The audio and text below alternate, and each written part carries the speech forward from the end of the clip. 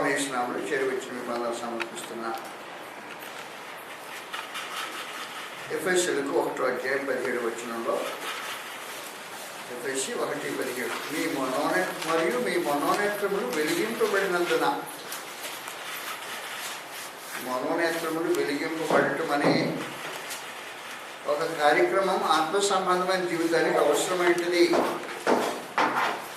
ఆత్మ సంబంధిగా ఒక వ్యక్తి యొక్క మనసు మనోనేత్రములు వెలిగింపబడవలసిన అవసరం ఉంది. 2 కొరింథీ పత్రిక 4:4 2 కొరింథీ 4:4 దేవుని స్వరూపేణ క్రీస్తు మహిమను కనుపరచు స్వార్థ ప్రకాశము వారికి ప్రకాశింపకుండుటకై ఈ యుగ సంబంధమైన దేవత అవిశ్వాసులైన వారి మనోనేత్రములకు గుడ్డితనం కలుగజేయుచున్నాడు. 2 కార్యక్రమాలు జరుగుతున్నాయి లోకంలో. ఒక కార్యక్రమం మనోనేత్రములకు గుడ్డితనం కలుగు చేసే పని అపవాది చేస్తున్నాడు. ఈ యుగ సంబంధమైన దేవత అవిశ్వాసులైన వారి మనోనేత్రములకు గుడ్డితనం కలుగు చేస్తున్నాడు. మామూలు కళ్ళు బాగా చూస్తున్నారు, కళ్ళు చూస్తున్నారు, కానీ మనోనేత్రాలకు గుడ్డితనం కలుగు చేసే ఒక ప్రక్రియ అపవాది జరిగిస్తున్నాడు. దేవుని స్వరూపేగు క్రీస్తు మహిమను కనపరిచే ఆ స్వార్థ ప్రకాశం, ఈ స్వార్థ ప్రకాశం వలన దేవుని స్వరూపేగు క్రీస్తు యొక్క మహిమ కనపరచబడుతుంటుంది. ఈ మనోనేత్రాలకు వాడి గుడ్డితనం కలుగు చేస్తుంటాడు. కనుక మన మనోనేత్రాలకు గుడ్డితనం కలుగు చేయబడిన మనుషులు ఆత్మ సంబంధమే బ్రతుకరు, శరీర సంబంధమే జీవిస్తుంటారు. ఆలోచించేసినా శరీర సంబంధంగా ఆలోచించేస్తుంటారు, ప్రవర్తించిన శరీర సంబంధంగా ప్రవర్తిస్తుంది. దృష్టి శరీర సంబంధమైన దృష్టి. అందువల్ల పరలోకమందు దేవుడు ఏం చేశాడంటే, అపోస్తలుల కార్యగ్రంథం 26 సమస్య అది వాస్తవానికి. కాబట్టి అపవాది ఏం చేస్తున్నాడంటే, అవిశ్వాసులైన వారి మనోనేత్రలకు గుడ్డితనం కలుగు చేస్తున్న సంగతిని ప్రభువైన యేసు గుర్తించి ఈ ప్రత్యేకమైన ఆదేశాన్ని ఆజ్ఞను జారీ చేస్తున్నారు. ఆ 26 ఆయన అపోస్తలుడైన పౌలుకు దమస్కు మార్గంలో ప్రత్యక్షంగా కనిపించి 16 నుండి 16 నీవు నన్ను చూచిన సంగతిని గురించి, నేను నీకు కనబడబో సంగతిని గురించి నేను పరిచారకుని గాను సాక్షిగా నియమించటకే కనబడి ఉన్నాను. నీవు లేచి నీ పాదము మోపి నిలువము. నేను ఈ ప్రజల వలనను అన్యజనుల వలన నీకు హాని కలగకుండా నేను కాపాడదాను. వారు చీకటిలో నుండి వెలుగులోనికి, సాతాను అధికారం నుంచి దేవుని వైపులోకి తిరిగి నా అందరి విశ్వాసం చేత పాపక్షమాపణను పరిశుద్ధపరచబడిన వాళ్ళు స్వాస్థ్యం పొందినట్లు వారి కళ్ళు తెరుచుటికై నేను నిన్ను వారి ఎదురు పంపిద్దని చెప్పాను. కాబట్టి కళ్ళు తెరిచే ఒక కార్యక్రమం అపోస్తలుల బోధకు అప్పగించబడిన కార్యక్రమం. అపోస్తలులు ఏం చేస్తుంటారంటే మనుషుల యొక్క మనోనేత్రములు వెలిగిస్తుంటారు. మనోనేత్రములు వెలిగిస్తే ఏం జరుగుతుందంటే అదృశ్యమైనవి కనిపిస్తుంటాయి. అదృశ్యమైనవి మామూలు కళ్ళకు కనిపించేవి కాదు. మామూలు కళ్ళు దృశ్యమైన వాటిని చూస్తాయి. ఈ కళ్ళు పరిమితి అయిన కళ్ళు. వాస్తవంగా ఏం చేస్తుందంటే ఈ పరిమితి అయిన కళ్ళు చిన్న వాటిని, అల్పమైన సూక్ష్మజీవులు చూపించడానికి ఒక యంత్రం కనిపెట్టుకున్నారు. సూక్ష్మజీవులు చూస్తారు వాటిని. రక్త పరీక్ష అంటాడు. సూక్ష్మం చూడటానికి కళ్ళు పనికిరావు కాబట్టి దానికి ఒక మైక్రోస్కోప్ కనిపెట్టాడు.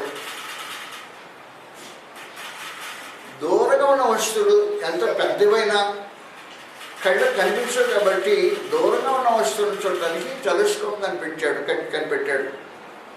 కాబట్టి మైక్రోస్కోప్ ఏమో దగ్గర చిన్న వస్తువును చూపించడానికి, టెలిస్కోప్ ఏమో దూరం ఉన్న పెద్ద వస్తువును చూపించడానికి కనిపెట్టిన కార్యక్రమం.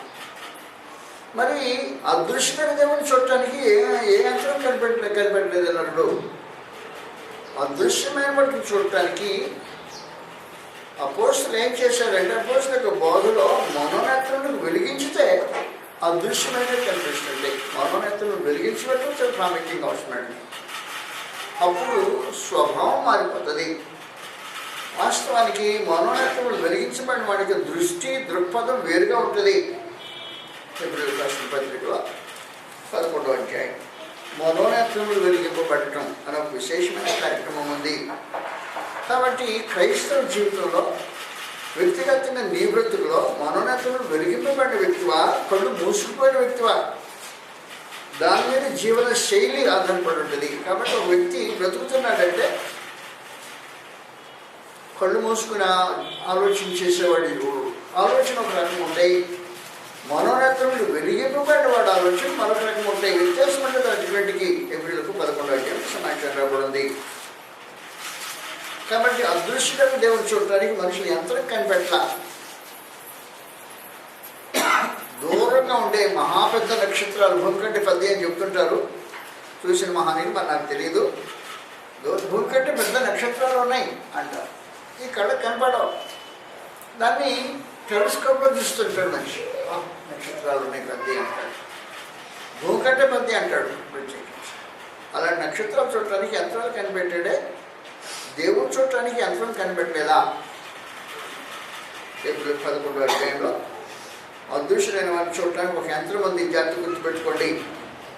24వ వచనం, మోషే పెద్దవాడైనప్పుడు ఐగుప్తు ధనం కంటే క్రీస్తు విషయమైన గొప్ప భాగ్యమని ఎంచుకొని అల్పకాలం పాపభోగం అనుభవించడం కంటే దేవుని ప్రజలకు శ్రమ అనుభవించడం మేలని యోచించి ఫరో యొక్క కుమారుడు కుమార్తె కుమారుడు అనిపించుకొని ఒప్పుకోలేదు. అనగా అతడు ప్రతిఫలంగా కలుగు బహుమానం దృష్టించుడు. విశ్వాసమును బట్టి అతడు అదృశ్యుడైన వాణిని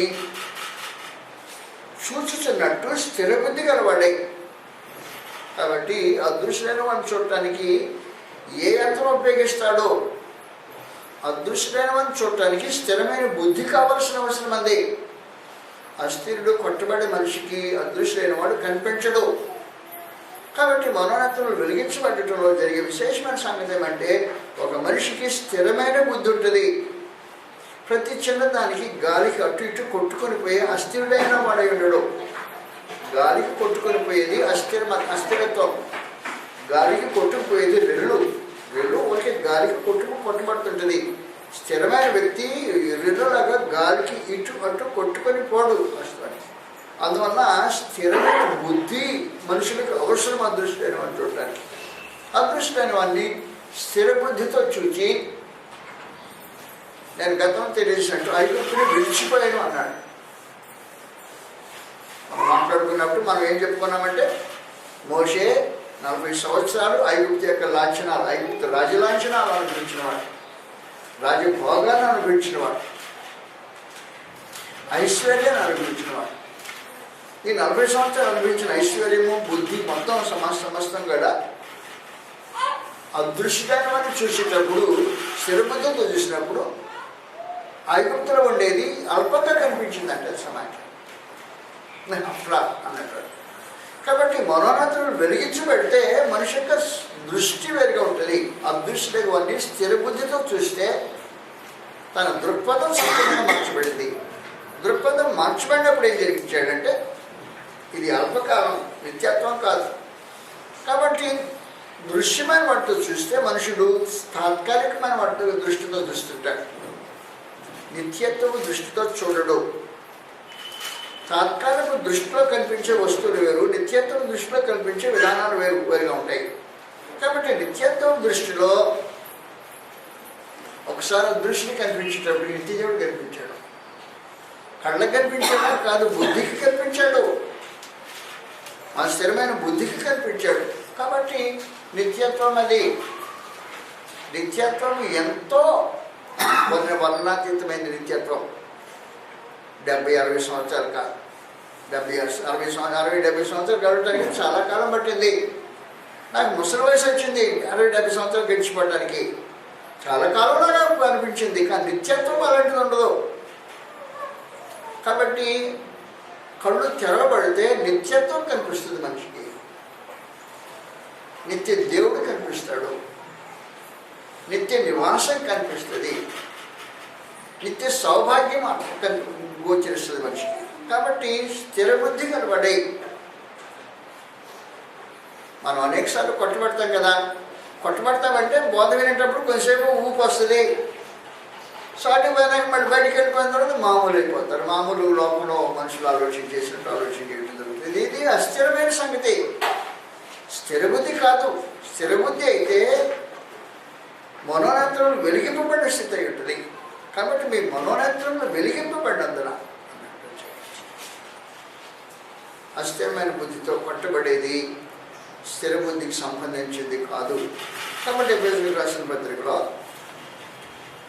4వ అధ్యాయంలో సమాచారం రాబడుతుంది ప్రత్యేకించి. ఎఫెసీయులకు 4వ అధ్యాయంలో అస్థిరమైన పరిస్థితి ఎలాగుంటుందంటే మనుషులు ఊరికే కొట్టబడుతుంటారని సమాచారం చెప్పేశాడు. అది పసిపిల్లల స్వభావం. ఆత్మ సంబంధంలో పసిపిల్లలు ఏం చేస్తుంటారంటే మనోనేత్రం వెలిగింపబడిన వారు ఏంటానికి అవకాశం ఉండదు.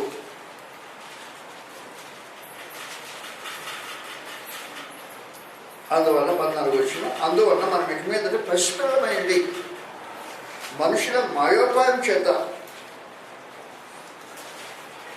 వంచనతోనూ తప్పు మార్గంలో కీర్తితోనూ గాలికి కొట్టుకొని పోనట్లు కల్పింపబడిన ప్రతి ఉపదేశంలో ఇటు అటు కొట్టుకొని పోవచ్చు.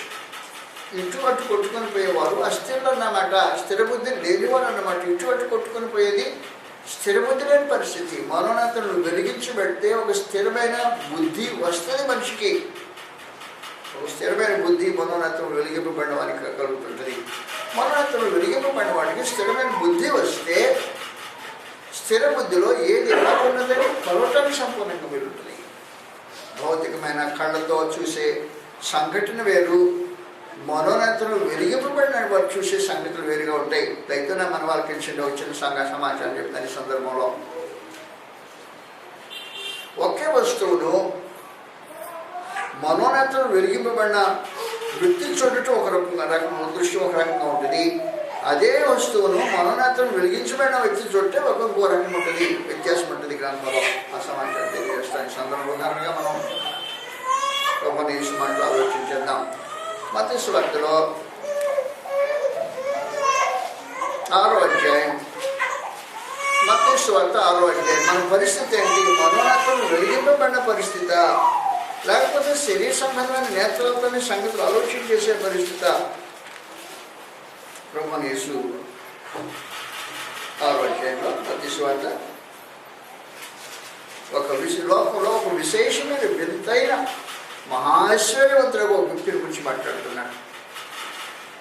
లోకంలో తనకంటే ఐశ్వర్యము అనుభవించిన మరొక వ్యక్తి భూమి మీద ఉండడు. ఐశ్వర్యంలో సాటి లేని ఒక మహత్తరమైన వ్యక్తి సొలొమోను యొక్క ఐశ్వర్యాన్ని కొలత వేయటానికి వీలుండదు. ఆ కొలత వేయలేని సొలొమోను యొక్క ఐశ్వర్యాన్ని గురించి క్రీస్తు మాట్లాడితే సమాచారం తెలియజేస్తున్నాడు. 29వ వచనంలో అయినను తన సమస్త వైభవంతో కూడిన సొలొమోను సైతం వీటిలో ఒకదాని వల్ల అలంకరింపబడలేదు. నేడుండి రేపు పొయ్యిలో వేయబడు అడవి గట్టి దేవుడు ఇలా అలంకరించిన ఎడలా అల్ప విశ్వాసులారా అని చెప్పేశాడు. మీకు మరి నిశ్చయంగా వస్త్రం ధరించాను కదా. కాబట్టి ప్రభువైన యేసు తెలియజేసిన సమాచారం అంటే సొలొమోను యొక్క ఐశ్వర్యాన్ని గురించి మాట్లాడు. ఒక దెబ్బతో పుట్టి పడేశాడు సొలొమోను యొక్క ఐశ్వర్యాన్ని. సొలొమోను యొక్క ఐశ్వర్యాన్ని కొట్టివేసేంత తేలికైన ఐశ్వర్యం కాదు అది. మొదటి రాజుల గ్రంథంలో 9వ అధ్యాయంలో సమాచారం రాబడింది. మొదటి రాజు 9వ అధ్యాయంలో సొలొమోను యొక్క ఐశ్వర్యాన్ని గురించి మాట్లాడుతున్న మరొక వ్యక్తి ఉంది అక్కడ. ఆమె శేబదేశపు రాణి. 10వ అధ్యాయం మొదటి రాజులు 10వ అధ్యాయంలో సమాచారం రాబడింది. మనోనేత్రుడు వెలిగింపబడకుండా ఉండటంలో ఉండే వ్యత్యాసం ఈ సంగతిలో తేలితేటగా తెలియజేస్తుంటాయి. మొదటి రాజులు 10వ అధ్యాయంలో దర్శించడానికని తూర్పు దేశం నుంచి భూదిగంతము నుండి ఒక ఆవిడ మన సొలొమోను దగ్గరకు వచ్చిందంట. 10వ అధ్యాయం మొదలు శేబదేశపు రాణి యెహోవా నామమును గురించి సొలొమోను కలిగిన కీర్తిని గురించి విని గూఢార్థముగా మాటల చేత శోధించుటకై వచ్చాను. ఆమె గొప్ప పరివారంతో గంధవర్గంలో విస్తారమైన బంగారం రత్నం ఒంటి మీద ఎక్కించుకొని యెరూషలేముకు వచ్చాను. సొలొమోను దర్శనం చేసి తనకు తోచినంతటిని బట్టి తనతో మాట్లాడిగా ఆమె వేసిన ప్రశ్నంటిని సొలొమోను ప్రత్యుత్తరం చెప్పాను. రాజులకు బలిగనిది ఏది లేనందున ఆమె ప్రశ్న వేసిన వాటికి భావం చెప్పాను.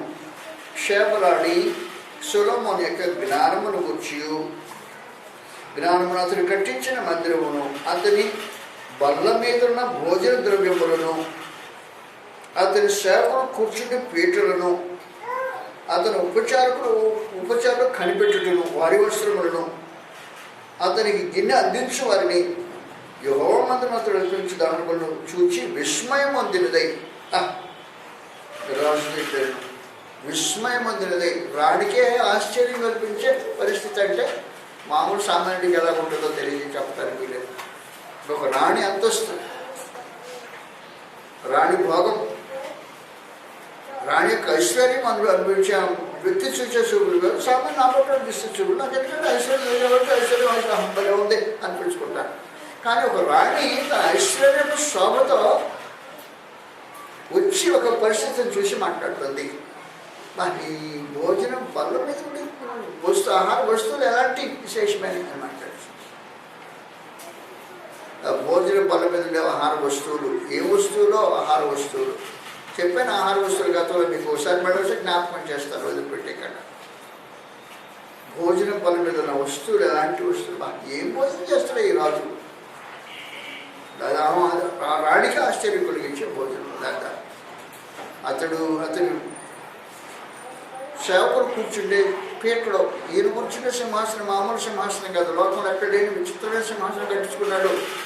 గుడ్డి ఆడితే బంగారం ఉండాలి, కాళ్ళు తాగితే బంగారం ఉండాలి, లేకపోతే కాళ్ళు తాగినా బంగారం తాగినా కాళ్ళు తాగితే కాళ్ళు పెట్టడు ఆయన.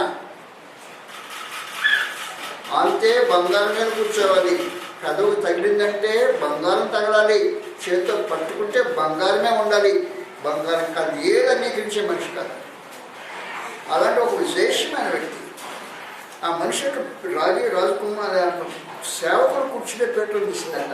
నాకు కూడా ఇలాంటి కుర్చీ అన్నట్టు టైప్లో ఉండిపోయింది. భోజనం దగ్గర కూర్చొని విశేషం మాట్లాడుతున్నాను. సేవకులు కూర్చుండే పేటలు, వారు ధరించుకునే వస్త్రాలు. చోళ హోటల్లో చెన్నైలో దానికి వింతైన సమాచారం చూశాను. ఎంత ఎత్తు మనిషి, దాడి మీద మళ్ళీ కిరీటం పెట్టుకుంటూ టోపీ పెట్టుకుంటాడు, వాడికి గేట్ దగ్గర. చిన్న సమాచారం కాదు, లోనికి వెళ్ళే వాడికి సెల్యూట్ కొడుతుండే పరిస్థితి. Cholas 5 star hotel, 6 star hotel. విశేషించి లోపలికి పోతే ఎలా ఉంటుందో భయంకరంగా లోపలికి పోతే ఏది తాకినా మురికయ్యేదో, మన చేతి వల్ల దాన్ని మురికయ్యే పరిస్థితుల్లో భయంకరంగా కనిపిస్తుంది. అప్రాలు చూడాలన్నమాట. కానీ అలా కాదు, ఇది రాజు యొక్క సముఖంలో చదివి అలా మాట్లాడుతున్న సమాచారం చూస్తున్నాం. శాపదేశ రాణి యొక్క రాణి సొలొమోను యొక్క జ్ఞానం అతను కట్టించిన మధ్య రోగాల సమాచారం. భోజన ద్రవ్యములను, అతని సేవకులు కూర్చుని పీటలను, ఆయన కూర్చుని పీట కదా అది, సేవకులు కూర్చుని పీటలను, అతని ఉపచారం కనిపెట్టును, వారి రాజవస్త్రములను, వారి వస్త్రములను, అతని గిన్నె అందించు వారి యెహోవా మందిరం అతడు అర్పించు దానబడును చూచి విస్మయమును దురేట్లు. నేను ఈ కార్యముల గురించి జ్ఞానం గురించి నా దేశంలో నేను ఉండమాట నిజమే. ఆయనను నేను వచ్చి కనులార చూడక మునుపు ఆ మాట నమ్మకంటిని, దానిలో సగమైన నాతో చెప్పలేదు. ఎప్పుడు నాకు తెలుసుకుని నీ జ్ఞానమును నీ భాగ్యమును నేను విన్నదాన్ని బహుగా మించినది. నీ భాగ్యం ఎంతో మించింది. నీ జనులు భాగ్యవంతులు, నీ మొదలు నీ ఎలాప్పుడు నిలిచి నీ జ్ఞానవచనం నిలుచుండు, నీ సేవకులు భాగ్యవంతులు అని విశేషించి పొగిడేసి ఏమి అనుభవం అని అనుభవం అనేసి. నీ భోజనం బల్ల మీద భోజనం పదార్థాల భోజనం మనుషులు తినే భోజనమా? ఈ పీటలు మామూలు పీటల. నీ వాడు వేసుకున్న డ్రెస్ ఉందే, సర్వ్ చేసే వాడు వేసుకున్న డ్రెస్ సూపర్ క్లాస్. నా దేశంలో నీ మాటలు విన్నాను కానీ నమ్మలేదు. వచ్చి చూస్తే ఆశ్చర్యంగా ఉన్నాను. అబ్బురపోయింది మనిషి. ప్రభు నేసామన్నాడంటే ఒక అడ్డు కొట్టేశాడు. సొలొమోను తన వైభవంతుడితో కూడా ఒకదాని వల్ల అలంకరించబడేది. వ్యత్యాసం అదే. మనోనేత్రములు వెలిగింపబడిన వారి దృష్టి వేరుకొంటుంది, వెలిగింపబడిన వారి దృష్టి వేరుకొంటుంది. వెలిగింపబడని దృష్టిలో శాబదేశపురాడి సొలొమోను యొక్క ఐశ్వర్యం చూసి అబ్బురపోయింది. విశేషమైన సంగతి. మనోనేత్రులు వెలిగించబెడితే వ్యత్యాసం ఉంటుంది. ఏది నేను చెప్పే సమాచారం ఇప్పుడు మీకు. మరియు మీ మనోనేత్రులు వెలిగింపబడినందున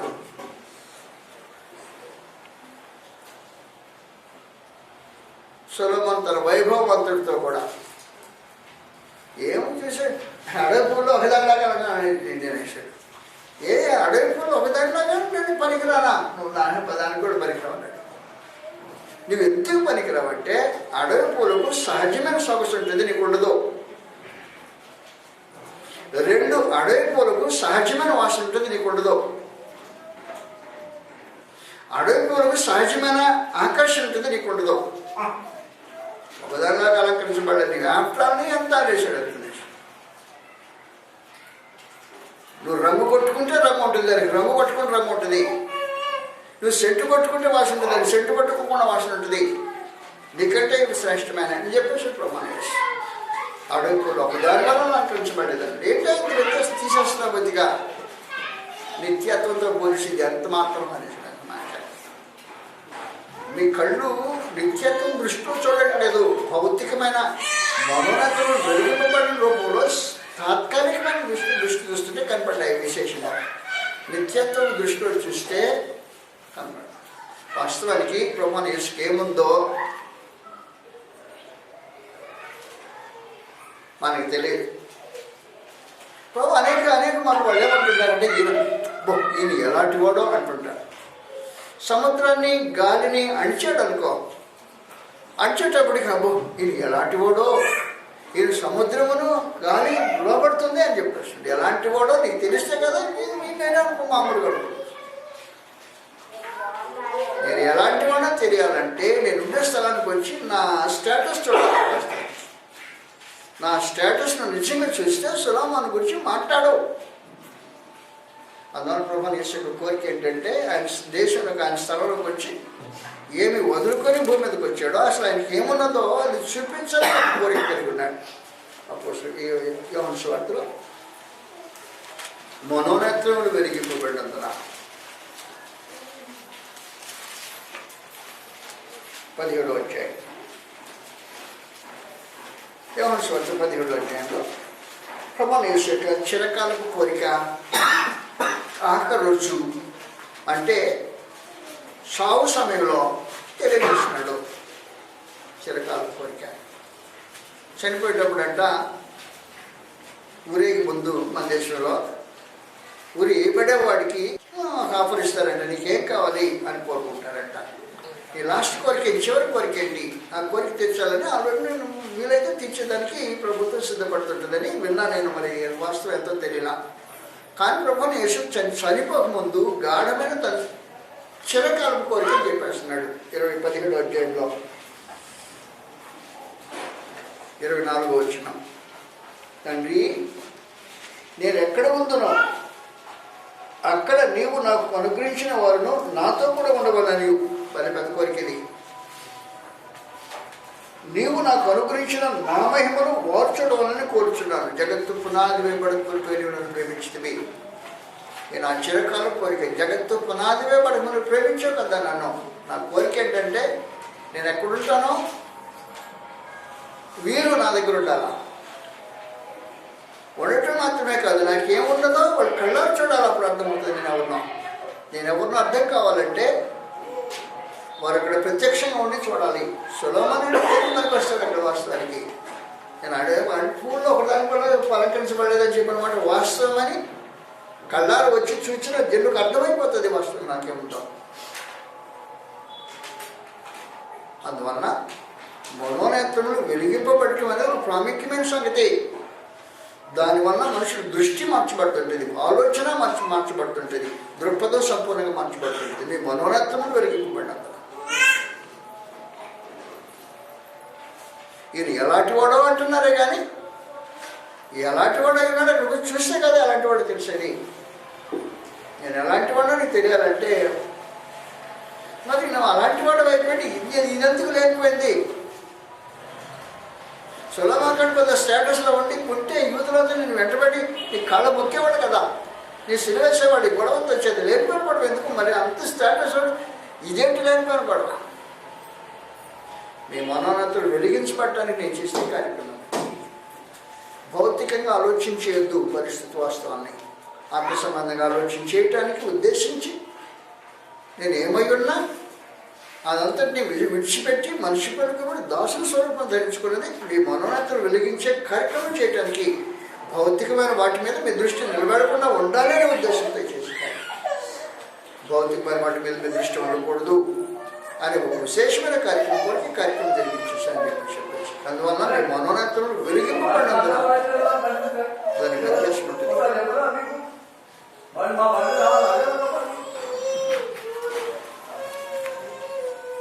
ఎఫెసీయులకు 1వ అధ్యాయంలో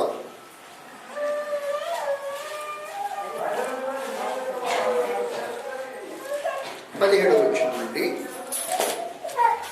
మరియు మీ మనోనేత్రములు వెలిగింపబడినందున ఆయన మిమ్మల్ని పిలిచిన పిలుపులైన నిరీక్షణ ఎట్టుదో. అది తెలుసుకోవాలి. మిమ్మల్ని పిలిచాడు దేవుడు, పిలిచిన పిలుపులో నిరీక్షణ ఉంది. ఆయన మిమ్మల్ని పిలిచిన పిలుపు అన్న నిరీక్షణ ఎట్టుదో. ఏనైనా రండి అని పిలిచిన పిలుపు నిరీక్షణ ఉంది. పిలిచిన పిలుపు 2 విశేషమైన సంగతులు ఉన్నాయి. ఆయన ప్రభు యేసు ఎక్కడ ఉంటాడో నీవు అక్కడ ఉండాలనే ఉద్దేశం కలిగి పిలిచిన పిలుపులో భాగమైంది. అంటే కాడ ఉండాలి. మనోనేత్రములు వెలిగింపబడిన వాటికి దృష్టి అలాగుంటుంది. అంటే కాడ నేను ఉండాలి. అందుకే నువ్వు ఉండాలంటే కండిషన్ ప్రత్యేకించి నేను ఉండే కన్నా ఉండాలంటే నువ్వు పాపంలో చావకూడదు ప్రత్యేకించి చెప్పేసి యోహాను సువార్తలో 8వ అధ్యాయం.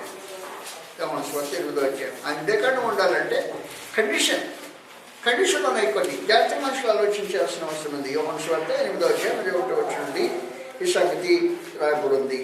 అందుకే కాడ మనం ఉండాలి.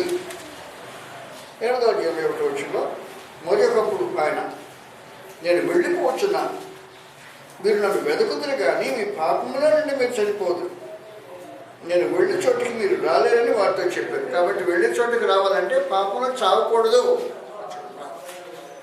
పాపంలో చనిపోయేవాడు మనోనేత్రములు వెలిగింపబడినవాడు ఏంటడు. ఆ మనోనేత్రములు వెలిగింపబడినవాడు పాపంలో చావడు.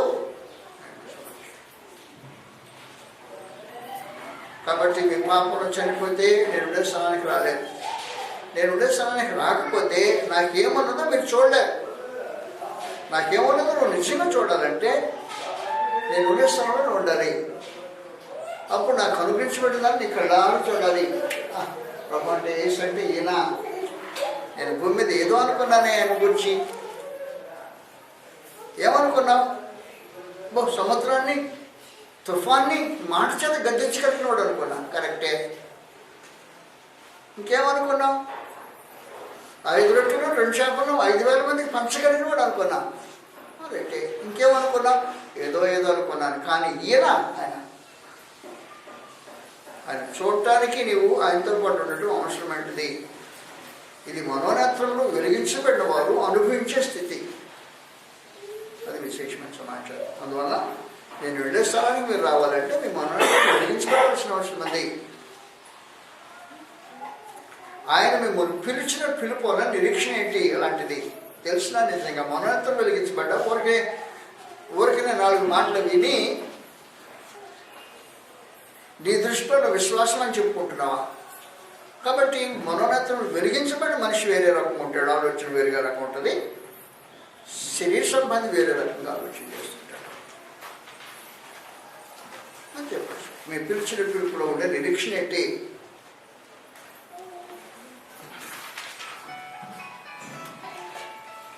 నా పిలిచిన పిలుపులో నిరీక్షణ. ఒక ఆయన నేను మాట్లాడాను, అడిగాను ఒక సహోదరిని పిలిచి దగ్గరికి పిలిచి మాట్లాడాను, సువార్త చెప్పాను. నా జీవితంలో ఒక కోరికలను నెరవేర్చుకోవాలన్నాడు. అది మీరు వింటే ఎంత హాస్యాస్పదంగా ఉండో నేను చెప్పలేను. అసలు అల్పమైన కోరిక. దానికోసం జీవితం అంతా త్యాగం చేస్తాడట. ఏంటి అని కోరికని చివరికి అడిగితే ఆఖరి చెప్పాడు, మా ఊర్లో నేను మా ఊరు ప్రెసిడెంట్ అవ్వాలా కోరిక. అసహ్యంగా హాస్యాస్పదంగా ఉంది వాస్తవానికి. కాబట్టి దేవుడు మీకు పిలిచిన పిలుపుడు ఏముందంటే చెప్పాడు, పిలుపులో ఉంది, మీ ఊరు ప్రెసిడెంట్ అవ్వడానికి కాదు ఉంది పిలుపు. దేవుడు కుమారుడు ఒక కృష్ణ ప్రభుతో పాటు ఆయన మహిమలో ఆయనకేముందో చుట్టూ దాంట్లో పాలు పొందటం, ఆ పిలుపులో ఉన్న నిరీక్షణ అది. 2వ దశలోనికి 2వ అధ్యాయం 14 వచనంలో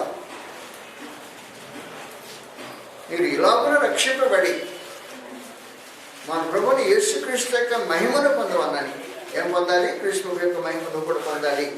ఆయన ఏమనిపిస్తున్నాడో నువ్వు కూడా దాన్ని అనిపించాలి అనే ఉద్దేశంతో సువార్తలో మిమ్మల్ని మీకు పిలిచాడు. పిలుపులో ఇది ఉన్న విశేషమైన సంగతి. పిలుపులో సువార్త పిలుపులో ఇది ఉంటే మీ మనోనేత్రం వెలిగించబడుతుంటాయి.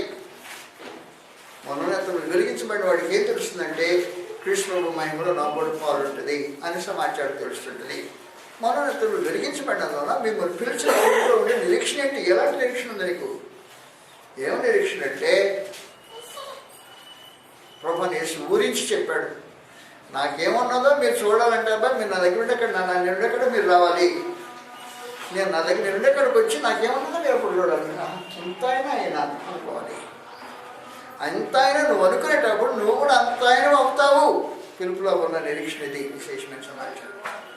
కాబట్టి నువ్వు ఒక ఊరి ప్రెసిడెంట్ అనుకున్నాను, నాకు అభినంగానే అసహ్యం అయిపోయింది. మనిషి నేను అనుకున్నాను. ఈ పిలుపులో నిరీక్షణ ఊరి ప్రెసిడెంట్ కాదు, మహిమలో కృష్ణ ప్రభుతో పాటు పాలు పొందే మహత్తరమైన పిలుపు. ఆ నిరీక్షణ విశేషమైన సమాచారం. కాబట్టి ఇది మనసారి మనం మాట్లాడేది మామూలు నిరీక్షణ కాదు, శుభప్రదమైన నిరీక్షణ అన్నాడు. ఈ నిరీక్షణ భూ సంబంధమైన ఏ నిరీక్షణ సంబంధించింది కాదు.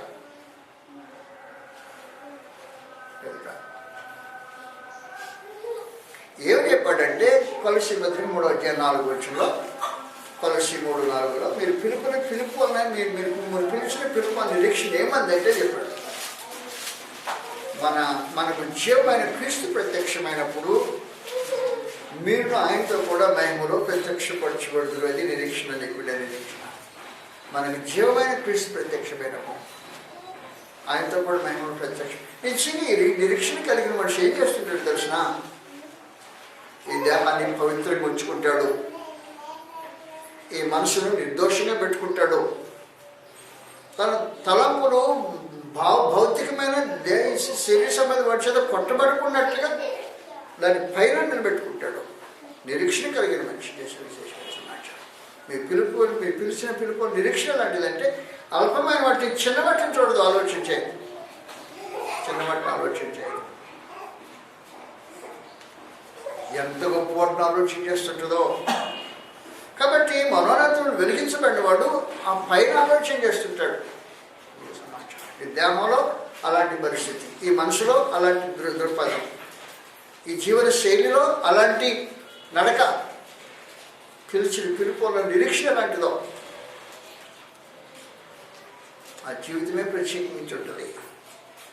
ఆ జీవితం ప్రత్యేకించి ఉన్న వ్యక్తి ఎలా ఉన్నాడంటే గలతీయులకు రాసిన పత్రిక 3:2 అధ్యాయం 20వ వచనంలో, గలతీ 2:20లో నేను క్రీస్తుతో కూడా సిలువేయబడి ఉన్నా, ఈ జీవించేది నేను కాదు. నువ్వు కదా బ్రతుకుతుందండి, నేను బ్రతికి ఎట్టు బ్రతుకుతానా? నేనే బ్రతికితే ఏం చేస్తానంటే స్త్రీలను పురుషులను ఈడ్చుకొని శర్షలో పడేస్తాను, హింసిస్తాను. అలా నేను బ్రతికితే బ్రతుకు. ఇప్పుడు నేను కదా బ్రతుకుతుంది.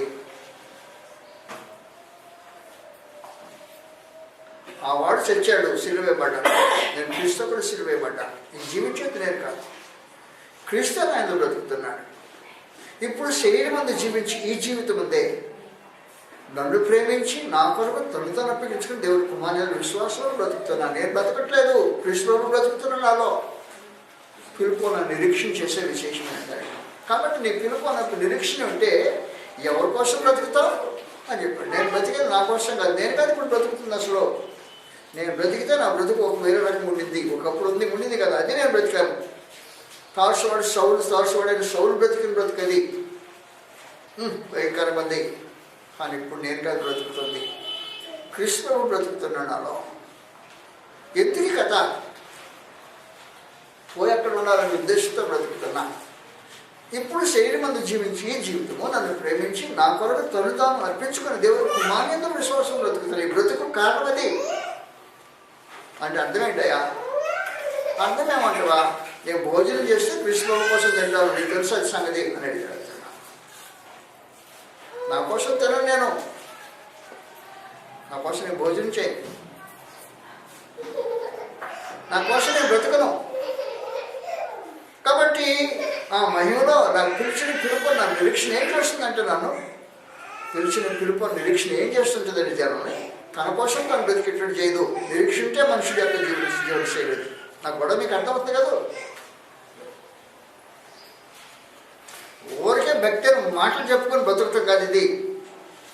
ఇది వాస్తవమైన జీవితం జీవించే విధానం. ఇది ఆ పిలిచిన పిలుపులో నాకు నిరీక్షణ ఏంటో తెలుసు. ఏంటా నిరీక్షణ? రెండవ తిమోతి ఆ నిరీక్షణ గురించి మాట్లాడతాను. పిలుపున నిరీక్షణ గురించి మాట్లాడుతున్నాడు. ఇప్పుడే 2వ తిమోతి 4వ అధ్యాయంలో 6వ వచ్చిన సమాచారం ఉంది. నేను ఇప్పుడే పానార్పణంగా పోయబడుచున్నాను. 2వ తిమోతి 4వ అధ్యాయం 6వ. నేను ఇప్పుడే పానార్పణంగా పోయబడుచున్నాను. పానార్పణం అంటే దేవుడి సముఖంలో ద్రాక్షరసము నీళ్ళుగా పారబోయబడుతుంటుంది. అది పానార్పణం. దేవుని సముఖంలో పోయబడే పానార్పణం. అది దేవునికి పానంగా పోయబడే అంటున్నా. నా బ్రతుకు అలాగే ప్రాణార్పణంగా పోయబడుతున్నా. నేను వెడలిపోయే కాలం సంసిద్ధంగా ఉంది. నా నిరీక్షణ అది. వెళ్ళిపోతాను. ఎక్కడికి వెళ్తావు? మంచి పోరాటం పరుగుతుంది పట్టించుకున్నాను. నా విశ్వాసాన్ని కాపాడుకున్నా. ఇక మీద నా కొరకు నీతికి పడుతుంది. ఆదిమన నీతిగల న్యాయాధిపతి పోదు నాకు మాత్రమే కాదు, ఆయన ప్రత్యక్షతను అపేక్షించే వారికి అందరికీ అనుభవిస్తుంటాడు. కాబట్టి దృష్టిలో మార్పు, దృక్పథంలో మార్పు, జీవన విధానంలో మార్పు, నడుపులో మార్పు ఉంటుంది.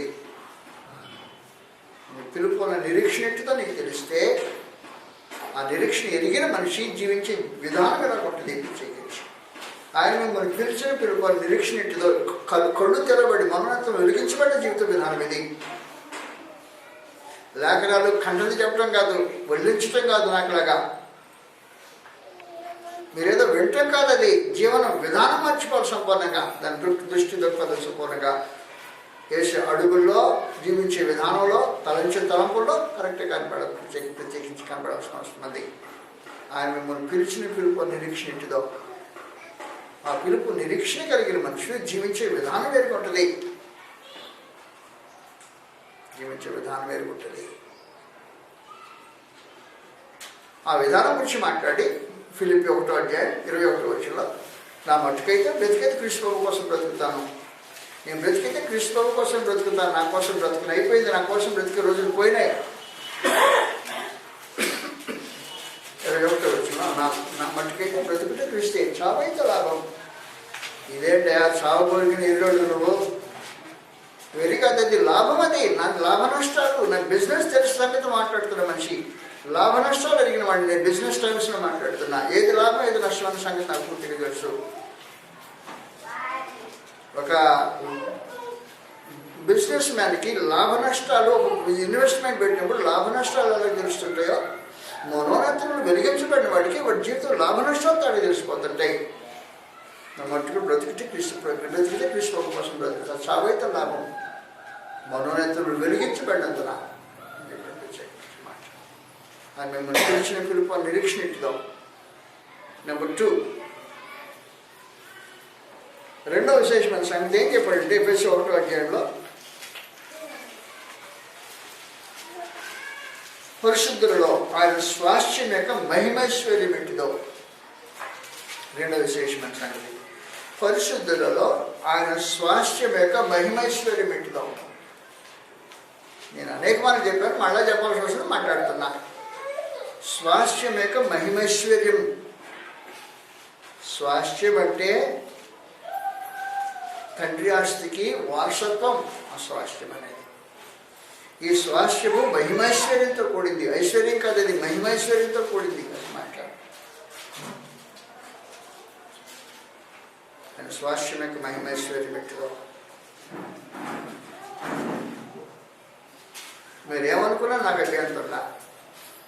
నాకు భూమి మీద ధనవంతుడు కనపడ్డావు.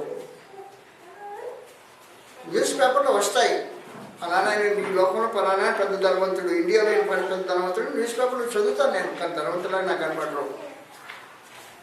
కారణం ఏమంటే పరిశుద్ధులు ఆయన స్వాస్థ్యం యొక్క మహిమైశ్వర్యం ఎంతో ధనంలో చెప్పడానికి లేదు. స్వాస్థ్యం యొక్క మహిమైశ్వర్యం ఏంటిదో. కాబట్టి ధనవంతుని చూస్తే అబ్బాయి పెద్ద ధనవంతుడే అనే ఫీలింగ్ నాకు రాదు. నేను పేదవాడిని తలపు నాకు పుట్టదు వాస్తవం. కారణం ఏంటంటే నా స్వాస్థ్యం యొక్క మహిమ ఐశ్వర్యం, అది మహిమ యొక్క ఐశ్వర్యం ఎంతో చెప్పడానికి వీలేదు. పరిస్థితి స్వాస్థ్యం యొక్క మహిమ ఐశ్వర్యం. నాకున్న ఇంట్లో ఈ భూమి మీద ధనవంతుడు ఒక అడుగు స్థలం కొనలేడు. నాకున్న ఇంటిలో భూమి మీద నాకేదో ఆస్తుందని చెప్పట్లా, భూమి మీద నాకు ఆస్తు లేనాడు నేను. కానీ నాకున్న ఇంట్లో మహిమైశ్వర్యంలో దాంట్లో ఈ భూమి మీద ధనవంతులైన వాడు ఒక అడుగు కొనలేడు. మహిమైశ్వర్యం ఎంతదో అని చెప్పి ప్రత్యేకించి ఆయన స్వాస్థ్యం యొక్క మహిమైశ్వర్యం. పరలోకమందున దేవుడు చెప్పాను, నేను కొన్నిసార్లు మీకు మాట్లాడినప్పుడు మాట్లాడాను. బంగారం గ్రామం కొనడానికి దగ్గర దమ్ము లేదు. కానీ నేను గతంలో మీకు చెప్పినట్టు నేను బంగారు వీధిలో నడుస్తాను. అది స్వాస్థ్యం యొక్క మహిమైశ్వర్యం. దానికి నా ఉదయం సిద్ధపడి ఆలోచన చేస్తుంది ప్రత్యేకించి. కాబట్టి మిమ్మల్ని పిలిచిన పిలుపు ఒక నిరీక్షణ లాంటిదో, పరిశుద్ధులు ఆయన మహిమ యొక్క స్వాస్థ్యం లాంటిదో మీరు తెలుసుకోవాలి. కళ్ళు తెరబడితే మనం ఎంత వెలిగించబడితే అర్థమైపోతుంది సంగతి. కళ్ళు మూసుకున్న వాడికి సంగతి తెలియదు, అర్థమే కాదు వాస్తవానికి. మూడో ప్రత్యేకమైన సంగతి మిమ్మల్ని వేస్ట్ చేయకుండా మూడో సంగతికి వెళ్ళిపోతున్నాం ప్రత్యేకించి. మూడోది ఏం చెప్పాడంటే ఆయన మన ఎందుకు కనుపరిచిన బలాత్సంగం గురించి మాట్లాడుతున్నాడు.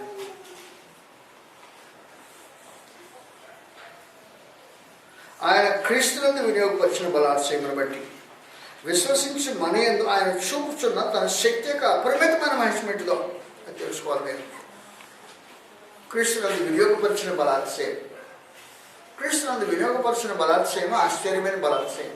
వాస్తవానికి ప్రభువైన యేసు కల్వరి శిలువలో హీనపరచబడి, అవమానపరచబడి, ఉమ్మివేయబడి, అసహించబడి, తృణీకరించబడి, చిత్రహింసలు చేయబడి, కనీసం ఆయన మా వాడు మా ప్రభు అని చెప్పుకోవడానికి ధైర్యం లేని పరిస్థితుల్లో నిర్వీర్యం చేయనట్టుగా అడిచేసి అవమానకరంగా చనిపోయిన తర్వాత ఒకడు పొరపాటు లేచి వస్తాడేమో అని మాట నిర్గతకం చేయటానికని సమాధిలో పెట్టేసి దానికి ప్రభుత్వం ముద్ర వేసిన తర్వాత కావలి పెట్టి సంపూర్ణంగా లైన్ చేయాలన్న విశేషంతో ఆలోచించేసే కాలంలో పరలోకమందు దేవుడు ఆయన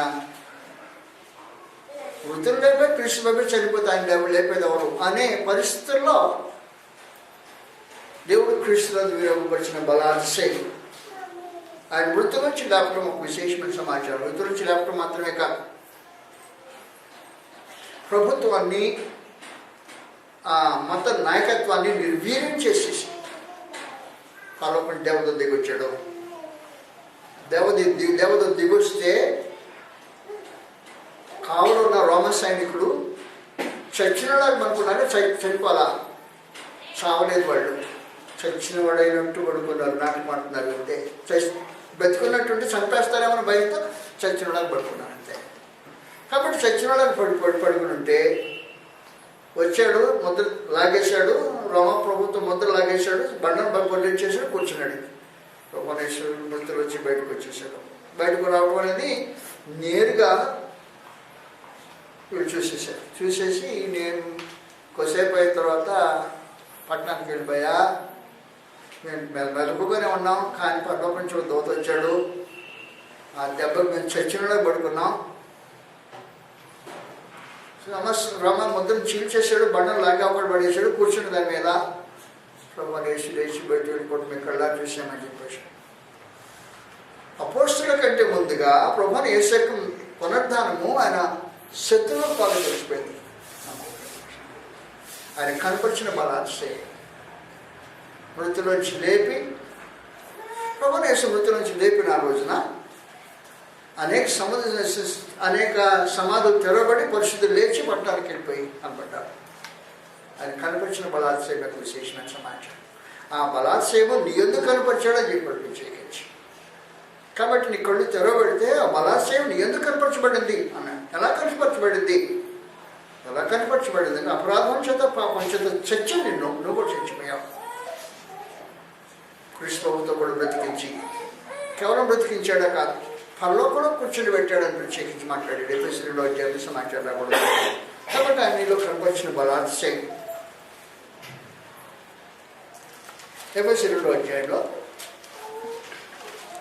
5వ వచనం నుండి 4 అధికారులు ఉన్నాయి. ఆయనను దేవుడి కరుణ సంపన్నుడైండి, మనము మన అపరాధం చేత చచ్చిన వారమైనప్పుడు సైతం మనలో చూపిన మహాప్రేమ చేత మనల్ని క్రీస్తు కూడా బ్రతికించాను. కృపచేతనే మీరు రక్షింపబడారు. క్రీస్తు యేసునందు ఆయన మనకు చేసిన ఉపకారం ద్వారా అత్యధికమైన కృపా మహదైశ్వర్యము రాబోయే యుగంలో కనుపరిచిన మిత్రము క్రీస్తు యేసునందు మనల్ని ఆయనతో కూడా లేపి ఎక్కడ కూర్చొని పెట్టాడు? కూర్చొని పెట్టాను కనపరిచిన బలాశయం. పరలోకమందు కూర్చొని పెట్టిన విశేషమైన బలాశయం చూపించాడు కృపనేసినందు. ఆయన మనలో కనపరిచిన బలాశయం నాకు విశేషమైన సమాచారం. భూ సంబంధులు పరలోక సంబంధాలు కూర్చొని పెట్టబడ్డారు బలాశయం బట్టి. ఇంకేం బలాశయం కనపరిచాడు తెలిసిన?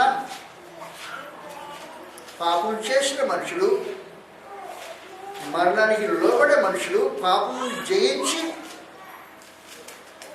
పాపం చేయకుండా నిలబట్టి మాత్రమే కాకుండా మరణం మీద ఏర్పాటు చేసే విశేషమైన కార్యక్రమాలు జరిగించాడు బలాత్సయం అలాంటి వారు.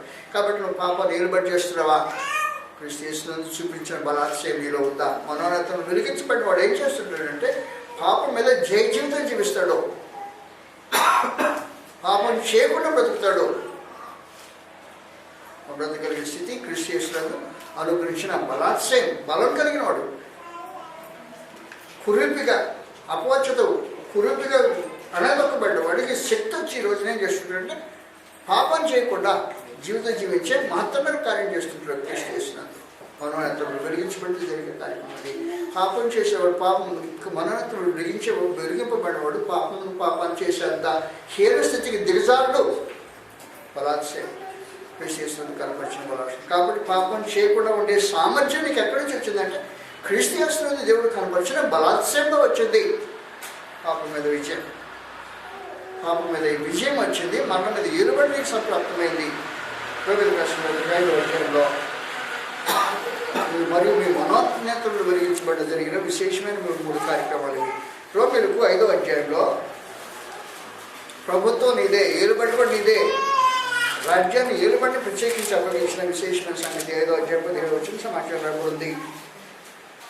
5వ అధ్యాయం 17వ వచనం, మరణం ఒకని అపరాధమును వచ్చినదై ఆ ఒక్కరి ద్వారానే ఏలునేడు కృప బాహుళ్యమును నీతిదానమును పొందువారు జీవము కలవారై మరి నిశ్చయముగా యేసుక్రీస్తుని ఆ ఒక్కరి ద్వారానే ఏలుదురు. మరణం మీద ఏలుబడి నీకు లభించిందంటే క్రీస్తు యేసునందు కనపరిచిన బలాత్సయం నీకు మరణం మీద ఏలుబడి జరిగింది వచ్చిందంటే. పాపం మీద నీకు జయం అనుగ్రహించబడిందంటే క్రీస్తు యేసునందు కనపరచబడిన బలాత్సయం. కాబట్టి ఆ బలాత్సయం బట్టి నీకు పాపం మీద జయము, మరణం మీద ఏలుబడి ప్రత్యేకంగా లేపబడి పరలోకంలో కూర్చుని పెట్టబడిన ఈ మహత్తరమైన కృప క్రీస్తు యేసునందు అనుగ్రహించబడింది. నీ మనోన్నతను వెలిగించబడితే ఈ సంగతులు సొంతమైపోతాయి. కళ్ళు పోయినవాడికి ఏమి సొంతం కావు. అందువల్ల ఆ మనోన్నతను వెలిగించబడినందువల్ల ఏం జరిగిందంటే మొట్టమొదట మీ పిలుపు వలసిన నిరీక్షణ ఎట్టిదో. ఎలాంటి నిరీక్షణ? రెండోది పరిశుద్ధుల ఆయన చెప్పిన పరిశుద్ధులయ్యాడలా ఆయన కనుపరిచిన ఆయన స్వాస్థ్యం యొక్క మహిమైశ్వర్యం ఎట్టిదో. 3 క్రీస్తు యేసునందు ఆయన కనుపరిచిన బలాత్సయం బట్టి విశ్వసించి మన యందు ఆయన చూపుతున్న తన శక్తి యొక్క మహత్తరమైన విశేషమైనట్టుగా ఏం చేస్తున్నాడంటే మనకు కనపరిచి మహత్తరమైన బలాత్సయాన్ని బట్టి మన ద్వారా గుర్తుపెట్టుకోండి, పరలోకంలోని ప్రధాన అధికారులకు జ్ఞానం తెలియజేయడానికి దేవుడు సంకల్పించాడు. కాబట్టి సంఘం ద్వారా పరలోకంలో అధికారులకు జ్ఞానం తెలియజేయడానికి మనం ఏర్పాటు వాళ్ళం. మనలో కనపరిచిన బలాత్సయం అన్నమాట ప్రత్యేకించి ఎఫెసీ 3వ అధ్యాయంలో 8వ వచనం సమాచారం రాబడింది.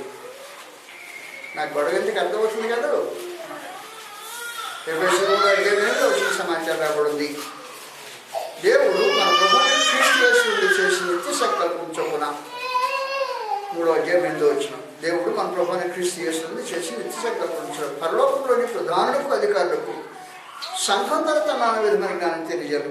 ఎవరికి బాగా దేవుడి జ్ఞానం, దేవుడి గురించిన జ్ఞానం ఎవరికి ఎక్కువ ఉంటుంది? పరలోకంలో ప్రధానులకు అధికారులకు ఉంటుందా? భూమి మీద నరులకు ఎక్కువ ఉంటుందా?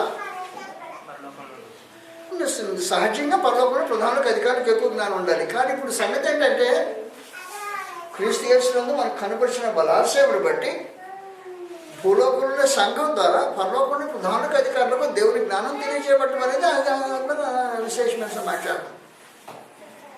ఆయన మనలో కనుకొచ్చిన బలాశయం చేసే విశేషమైన సమాచారం అది. కాబట్టి మనోనేతలు వెలిగించబడితే నువ్వు ఎవరో నీకు అర్థమైపోతుంది. వాస్తవానికి ఎవరో నువ్వు వాస్తవానికి నువ్వు నీ దృష్టిలో నువ్వెవరో అయినా నాకు తెలియదు. కానీ సంఘం